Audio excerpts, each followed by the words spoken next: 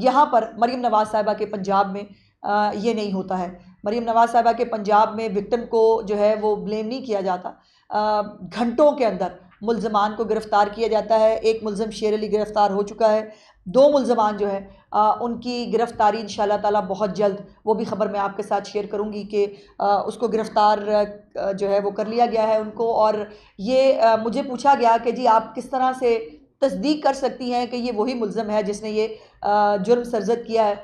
तो मेरी गुजारिश ये है कि बाकायदा साइंटिफिकली हमारे पंजाब में जो है वो टेमे नहीं लगाए जाते। पंजाब में साइंटिफिकली जो है मामलात को देखा जाता है और बाकायदा जियो फेंसिंग हुई है, खातून का मेडिकल हुआ है, उसके साथ फॉरेंसिक जो है वो पूरी डिटेल्स फॉरेंसिक की मौजूद हैं और उसके बाद जो है वो ट्रेस करते हुए एक मुल्ज़म जो है वो गिरफ़्तार कर लिया गया है। उस मुल्ज़म का इतराफ़ी जो बयान है वो भी हमारे पास मौजूद है, लेकिन चूँकि इन्वेस्टिगेशन के अंदर प्रॉब्लम ना हो इसलिए हम वो जारी नहीं कर रहे। 100% मैं कन्विक्शन के साथ, 100% मैं ज़िम्मेदारी के साथ ये बात आपको बता सकती हूँ। हाँ, ये भी कहा गया कि जी वो पुलिस खाना पूरी कर देती है, सो इसलिए ऐसा कुछ वो ना हुआ हो। तो मैंने कहा जी वो खाना पूरी होती होगी मरीम नवाज़ साहिबा के ओथ से पहले। मरीम नवाज़ साहिबा की हुकूमत में खाना पूरी नहीं हो सकती। और जैसे मैंने कहा कि चीफ़ मिनिस्टर साहिबा ने एक एक लम्हा, जब वो बंदा ट्रेस हुआ, जब उसको पुलिस ने जो है वो कहा कि हमें ये शख्स जो है ये इसके अंदर मुलव्वस है, चीफ़ मिनिस्टर साहिबा ने उसको देखा, उसको प्रूव किया। फिर कौन सी टीम जा रही थी इसको अरेस्ट करने के लिए, उन तमाम टीम के साथ वो इन टच थी। वो पूरी टीम जो है उसने जाकर उस लड़के को गिरफ़्तार किया, उसका बयान, तमाम चीज़ें जो है वो चीफ़ मिनिस्टर साहिबा इसको खुद देख रही थी। और वो जो उन्होंने कहा था कि ख़वातीन और बच्चों पे वायलेंस जो है वो मेरी डेडलाइन है, वो जुमला नहीं है, वो कोई सियासी बयान नहीं है, वो उनकी कमिटमेंट है पंजाब के ख़वातीन और बच्चों के हवाले से इस सोसाइटी के अंदर। और मैंने जैसे पहले भी कई दफ़ा गुजारिश की है कि पंजाब के अंदर जो ये वाक़यात होते हैं, पहले ये नामालूम दवे नामालूम अफराद के ख़िलाफ़ ये पर्चा भी कटा था और शायद वो मोटरवे वाला केस जो था आज भी उसके मुल्ज़मान का कोई अता पता शायद नहीं मिला, या जो है वो उस केस को किसी ने तवज्जो ही नहीं दी। लेकिन पंजाब के अंदर कोई भी वाक़या अगर ख़ातून बच्चे के ख़िलाफ़, किसी ट्रांसजेंडर के ख़िलाफ़ वो होता है तो उसको बाकायदा घंटों के अंदर मुल्ज़मान गिरफ़्तार होते हैं, दिनों के अंदर नहीं, घंटों के अंदर। और ये अल्हम्दुलिल्लाह इसी पंजाब पुलिस का अब ये क्रेडिट है कि उन्होंने ये जो है वो इसको पाया तकमील तक पहुँचाया है। अब इन इन इन मुल्ज़मान को सज़ा देने के लिए जो एक बेहतरी की ज़रूरत है, उसके अंदर जो है वो अब जिनसी जराइम के लिए स्पेशल इन्वेस्टिगेशन यूनिट जो है वो बनाया जा रहा है, जिसमें रवायती पुलिस वाली इन्वेस्टिगेशन नहीं होगी। इसके अंदर बाकायदा साइंटिफिक तरीके से इन्वेस्टिगेशन होगी। इसके अंदर जो कंसर्न लोग हैं उनको इस यूनिट का हिस्सा बनाया जाएगा। और इंशाल्लाह मुझे उम्मीद है कि इस यूनिट के बाद जो कन्विक्शन रेट है, ये मुल्ज़मान गिरफ़्तार भी हो जाते हैं तो किसी ना किसी तरह पर अदालतों से छूट जाते हैं, तो इनको सज़ाएँ तक दिलाना जो है वो चीफ़ मिनिस्टर साहबा के एजेंडे में सबसे ऊपर है। सो इसलिए इस यूनिट के बाद और भी इसके अंदर बेहतरी आएगी। दूसरा, जो ख़ुसूसी अफराद हैं या जो हमारे तलबा हैं, बुज़ुर्ग हैं, उनके लिए स्पेशल कार्ड्स जो हैं मुफ्त उनको ऑरेंज लाइन हो या मेट्रोज़ हों या जो अब हमारी इलेक्ट्रिक बसें आई हैं उनके लिए ख़ुसूसी कार्ड्स जो है वो चीफ़ मिनिस्टर साहबा ने जारी करने के लिए हुक्म दिया है। उसके ऊपर डिपार्टमेंट ने बहुत बहस की कि जी इतने अरब रुपए लगेंगे, इतना वो उसका होगा, लेकिन चीफ़ मिनिस्टर साहबा ने कहा कि नहीं, बिल्कुल इनको रिलीफ देना मेरी जो है वो प्रायोरिटी है और ये होगा। उसके साथ जो रमज़ानुल मुबारक में सब्ज़ियाँ और फल हैं उनके वाले से सलमा आपको अभी ब्रीफ़ कर देंगी कि उसकी डिटेल्स क्या हैं। इन तमाम चीज़ों पे भी जो है वो चीफ़ मिनिस्टर ने पूरा रमज़ानुल मुबारक हर चीज़ को मॉनिटर ख़ुद किया है और सलमा साहिबा की शक्ल में उनकी टीम जो है वो इसके ऊपर बाकायदा उन्होंने एक कॉम्प्रिहेंसिव तरीके से एक मैकेनिज़्म के साथ काम किया है। अब ओवर टू सलमा जो इसके बारे में आपको थोड़ा ब्रीफ़ करेगी। जी बिस्मिल्लाहिर्रहमानिर्रहीम, बहुत शुक्रिया। जैसे कि अभी इंफॉर्मेशन मिनिस्टर ने जिक्र किया कि जो रमज़ान निगहबान पैकेज है जो कि 30 अरब रुपए का पैकेज है, जो कि वज़ीर आला पंजाब मोहतरमा मरीम नवाज़ शरीफ साहिबा ने रिलीफ की मद में दिया रमज़ान के महीने में।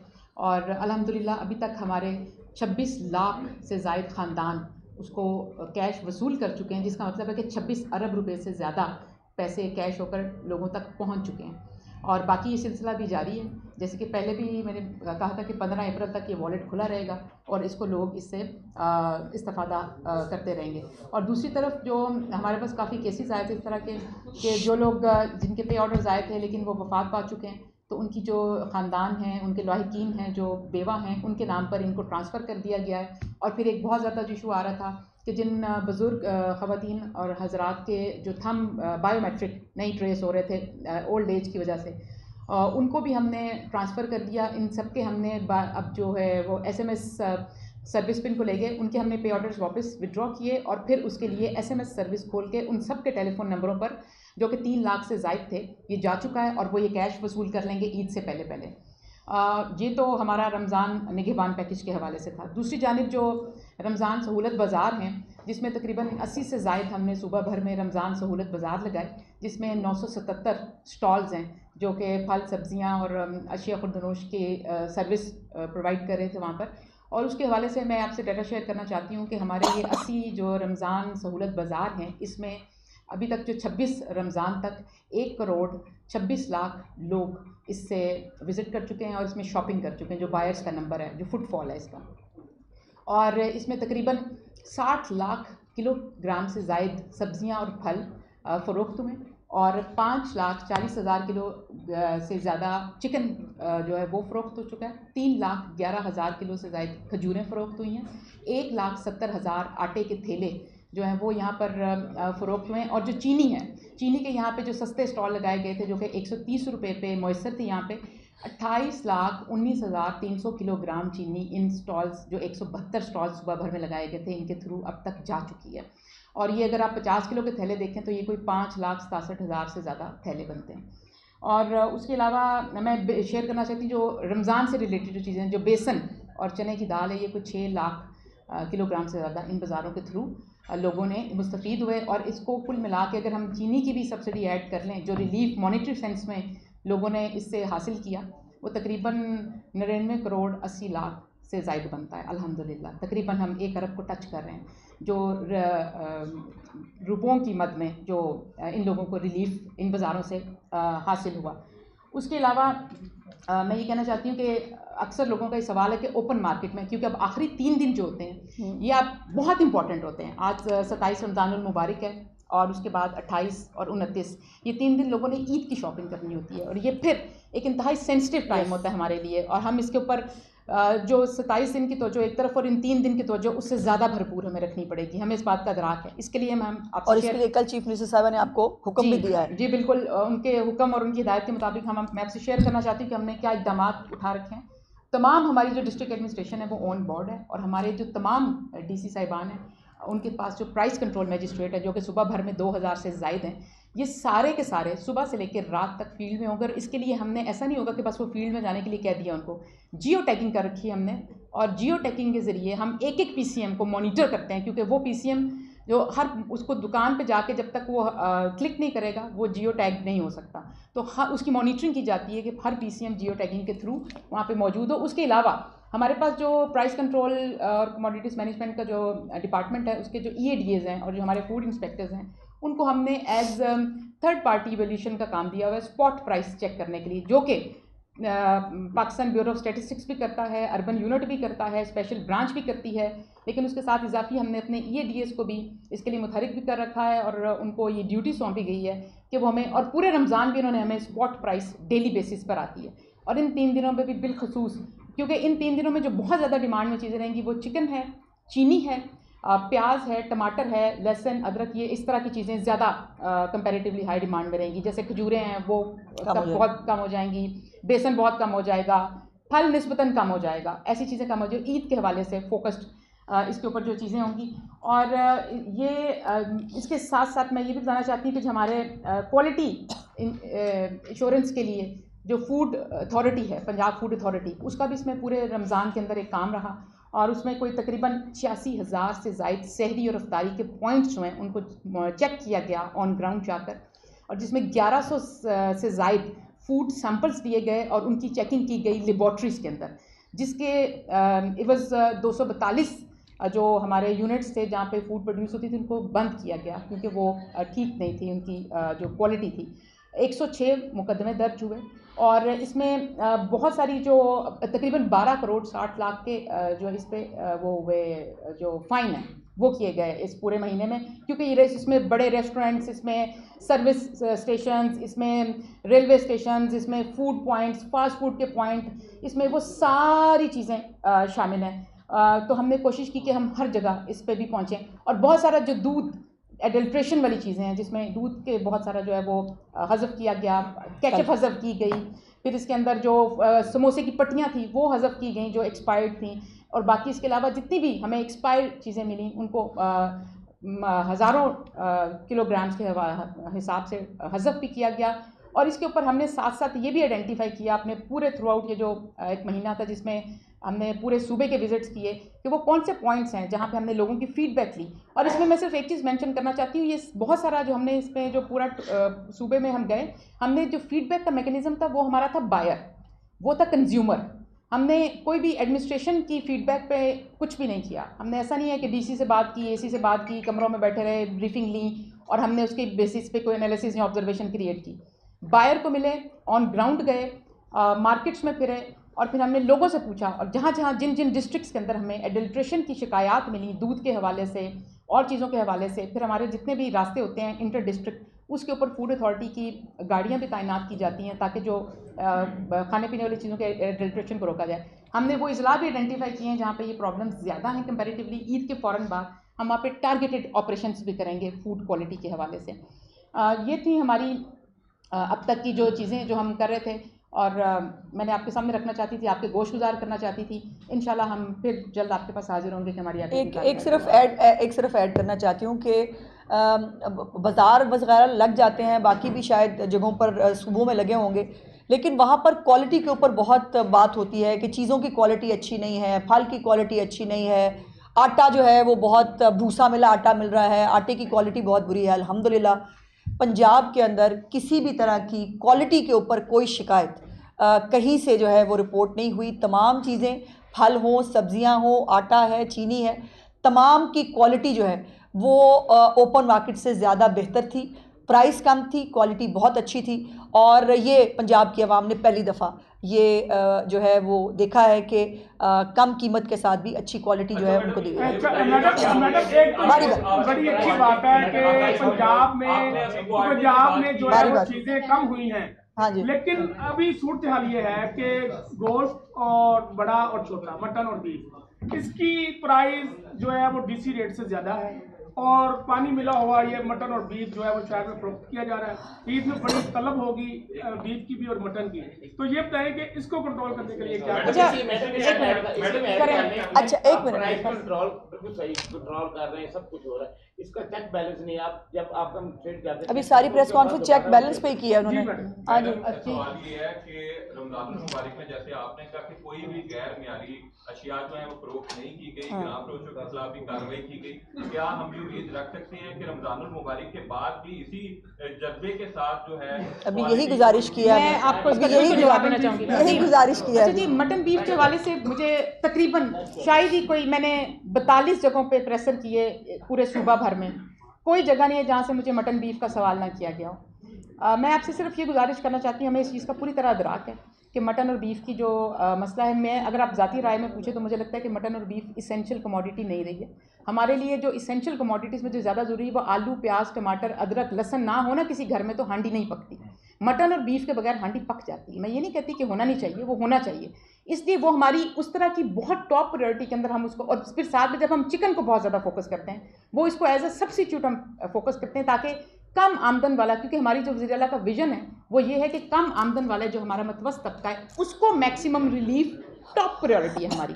इसकी तरफ जो हम मटन और बीफ की जो बात है, इसके ऊपर हम प्रॉपर एक इसका मैकेनिज्म डेवलप करें जो हम बहुत जल्द आपके सामने लेकर आएंगे ताकि हम इसका जो प्रॉब्लम है उसमें से परमानेंट सोल्यूशन निकाल सकें। और जो भाई ने सवाल किया कि रमज़ान के बाद भी क्या ये तवज्जो जारी रहेगी, इस पर मैं बिल्कुल बात करना चाहती हूँ। पेरा, Punjab enforcement and regulatory authority जो है, पेरा अथॉरिटी का क़याम अमल में लाया जा चुका है, जिसकी तकरीबन रिक्रूटमेंट भी कंप्लीट हो चुकी है, जिसके 154 तहसीलों में स्टेशंस बन रहे हैं, जिसमें से 53 हमारे स्टेशन जो हैं तकरीबन मुकम्मल हैं। और उसका जो हमने पहला जो स्टाफ हायर करके उनकी ट्रेनिंग करवाई गई है ये यहाँ से सिविल सर्विस एकेडमी से, और वो जो बैच है वो 2 महीने में अपने काम पर होगा। और इसके हमारे इन्फोर्समेंट ऑफिसर्स हैं, इसमें सीनियर सार्जेंट्स हैं, जूनियर सार्जेंट्स हैं, इसमें जो हमारे दोबारा जो एसी साहिबान हैं उनको मजिस्ट्रेट के इख्तियारात बहाल किए जाएंगे, समरी ट्रायल का इख्तियार दिया जाएगा। और वो जो पेरा फोर्स है वो परमानेंटली जब फील्ड में आ जाएगी इंशाल्लाह, हमें पूरी उम्मीद है कि तकरीबन 2 से ढाई महीने में 53 तहसीलों पे हमारे पहले 53 स्टेशन जो हैं वो आज लॉन्च हो जाएंगे। उसके बाद इंशाल्लाह हम बहुत जल्द इसको पूरे लेकिन सूबे में मुकम्मल करेंगे। लेकिन इसमें जो सलमा का अपना डिपार्टमेंट है, जो उसने बात करते हुए आपको कहा था कि सीएम ने बाकायदा कल कैबिनेट के अंदर ये हुक्म दिया है इनको कि जो ये रमज़ान के बाद अब जो ईद की शॉपिंग होने जा रही है उसके ऊपर इनको नज़र रखनी है। और उसी के ऊपर उन्होंने बात करते हुए भी कहा था कि अब पूरा फोकस हमारा ईद की ख़रीदारी के ऊपर है। तो ये अपने डिपार्टमेंट के साथ तो ये कर ही रही होंगी और इंशाल्लाह 2-2.5 महीने के अंदर जब पैरा की इन्फोर्समेंट भी इनके पास आ जाएगी तो एक पूरा सेटल्ड मैकेनिज्म जो है वो पंजाब के अंदर इस्टेब्लिश हो जाएगा। ये कहा जा रहा था कि पंजाब में बाकायदा तौर पर सोशल मीडिया को कंट्रोल करने के लिए SOPs बनाई जाएंगी, जिसमें सियासी और जो आजकल के हालात जा रहे हैं उसमें सियासी और मजहबी जो है इश्यूज को लेकर एक ऐसी जंग खेल रही है जो एक खतरनाक तरफ जा रही है। वो इस वक्त सूरत हाल काफ़ी गंभीर है। मैं नाम नहीं लेता, कुछ यूट्यूबर्स आपस में इख्लाफात रखते हैं और उस पर वो मजहबी और सियासत, पहले सियासत का रंग तौर पर जो है वो लिया जाता था, मजहबी कार्ड जो है वो खेला जा रहा है। देखिए बात यह है, इसके खिलाफ जो एक्शन लेना है वो सख्त जरूरी है। देखिए पहली तो बात यह है, जब हम एक्शन लेने लगते हैं फिर आपकी इजहार राय पे जो है पाबंदी लग जाती है, फिर आप जुलूस लेके बाहर निकल आते हैं। पहले तय कर लें कि इस मुल्क के साथ हम चाहते क्या हैं। दूसरी बात यह कि भाई यूट्यूबर से आगे भी जहाँ और भी हैं, मतलब यहाँ पे गरीब आदमी की रोटी पूरे करने के ऊपर हम बात कर रहे हैं, हम रमज़ान बाज़ारों की, हम प्राइस कंट्रोल की बात कर रहे हैं, आपको यूट्यूबर याद। यही प्रॉब्लम है हमारा कि हमारी तरजीहात फ़र्क हो गई हैं। कल by the way prime minister house में कल एक मीटिंग हुई है जिसको प्राइम मिनिस्टर साहब ने खुद चेयर किया था, जिसके अंदर मैं भी मौजूद थी, तमाम जो सूबाई इंफॉर्मेशन मिनिस्टर्स हैं वो मौजूद थे, बाकी जो है वो आला अहदेदारान भी मौजूद थे।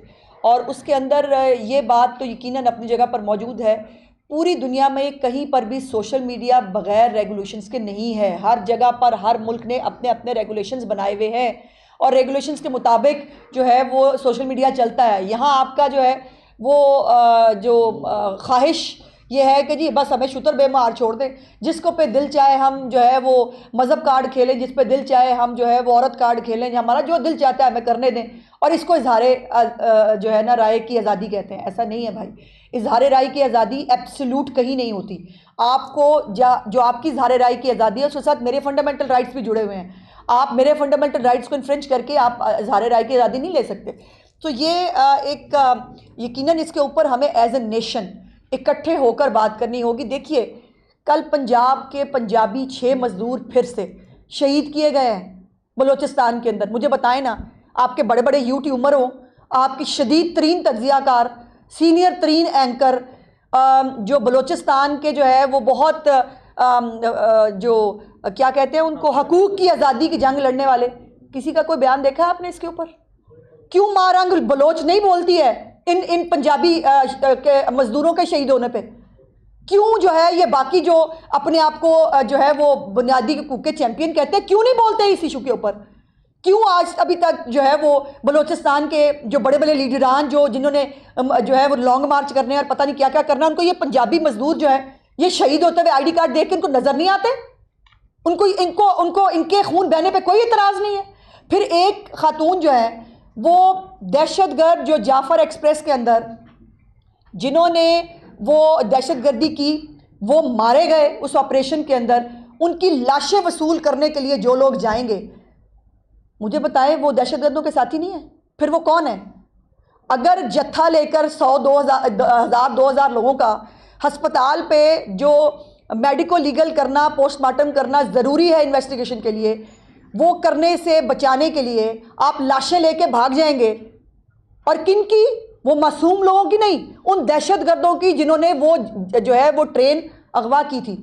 उसके बाद कोई मुझे कहे कि जी वो जो सारे लोग गए थे वो तो बलूचिस्तान की आज़ादी की जंग लड़ रहे हैं, ये नहीं चलेगा। और इसलिए हमें सबको ना एज ए पाकिस्तानी सोचना पड़ेगा। खुदा के वास्ते ये सिंधी बलोची ये जो है वो जब हम ये कहते हैं कि जो पाकिस्तान के अंदर इस किस्म की आज़ादी की जंग, खुदा न खास्ता कौन सी आज़ादी भाई?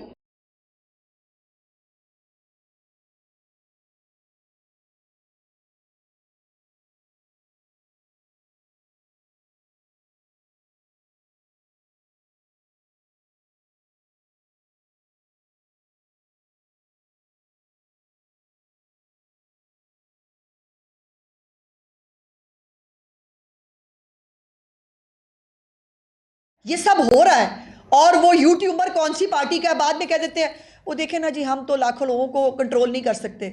लाखों लोगों को आप इस लाइन पे लगाते भी तो आप हैं, और फिर आप उसको जो है बड़ी आसानी से डिसोन कर देते हैं। आप कहते हैं नहीं हमारा तो ताल्लुक ही नहीं उनसे। ओ भाई कैसे ताल्लुक नहीं? वो तुम्हारा पूरा सोशल मीडिया ब्रिगेड का हिस्सा है और आप कहते हो उसका ताल्लुक नहीं है उससे। मेरे जो पंजाबी मजदूर मारे जा रहे हैं आईडी कार्ड देख देख के, सैकड़ों की तादाद में हो गए हैं 1 साल के अंदर, उसका खून मैंने किससे पूछना है? हम कोई सूबे की लड़ाई नहीं लड़ना चाहते। ये सूबा, ये बलोचिस्तान या पंजाब की लड़ाई नहीं है, ये एक पाकिस्तानी की लड़ाई है कि जो पंजाब को कत्ल करके, पंजाबी उनको कत्ल करके जो ये सुबाइयत की आग लगाना चाहते हैं, या जो आज़ादी के नाम के ऊपर बलोचिस्तान का नाम इस्तेमाल करके पंजाबियों को मार रहे हैं, ये पाकिस्तानी नहीं हो सकते। और ये कोई वेस्टेड एजेंडा है किसी का, ये बाहर से ऑपरेट हो रहे हैं जो पाकिस्तान में अनरेस्ट करने। लेकिन हमने अपनी लाशें उठाई हैं पंजाबी मजदूरों की, और फिर भी हमने पाकिस्तान जिंदाबाद कहा है, आइंदा भी कहेंगे, क्योंकि ये बलोचिस्तान और पंजाब की जंग नहीं है, ये पाकिस्तान की सलामती की जंग है, जो तमाम बलोचियों को भी लड़नी है, पंजाबियों को भी लड़नी है, सिंधियों को भी लड़नी है, और खैबर पख्तूनख्वा के गयूर अवाम को भी लड़नी है। जी खालिद।